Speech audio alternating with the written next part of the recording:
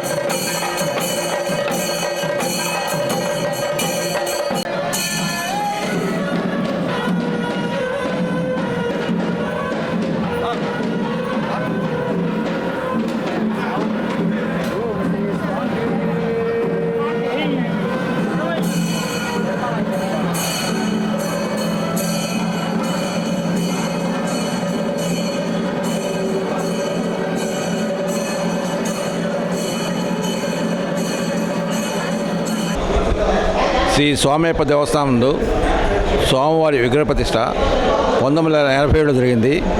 ఆనాటి నుంచి ఈ రోజు వరకు ఈ దేవస్థానం ముందు నవంబర్ 16 కానీ నవంబర్ 17 కానీ మండల పూజలు మొదలై డిసెంబర్ 26 కానీ 27 కానీ తోటి పూర్తి అవుతాయి. మండలకాలం పూర్తయిన తర్వాత స్వామివారి యొక్క నగరోత్సవం జరుగుతుంది. అది ఈ సంవత్సరం 27వ తారీఖు వస్తుంది. 28వ తారీఖు వచ్చి స్వామివారి ఆరాట పూజ జరుగుతుంది. ఈ సంవత్సరం స్వామివారి మండలోత్సవాలు 16న ప్రారంభమయ్యాయి. 6 నుంచి స్వాములకు ఇక్కడ దేవస్థానం ముందు మధ్యాహ్నం పూట, రాత్రిపూట భక్తుల సహకారంతో ఈ యొక్క అన్నప్రసాద వితరణ ఏర్పాటు చేయబడింది. రోజు మధ్యాహ్నం పూట దగ్గరగా 700 మంది భక్తులు స్వామివారి యొక్క ప్రసాదం సేకరిస్తున్నారు. అలాగే సాయంకాలం 400 నుంచి 500 మంది దాకా భక్తులు వచ్చి ఇక్కడ దీపారాధన చేసి స్వామివారిని దర్శించుకొని సాయంకాలం పూట ఈ యొక్క మండల పూజలు భిక్ష స్వీకరిస్తున్నారు.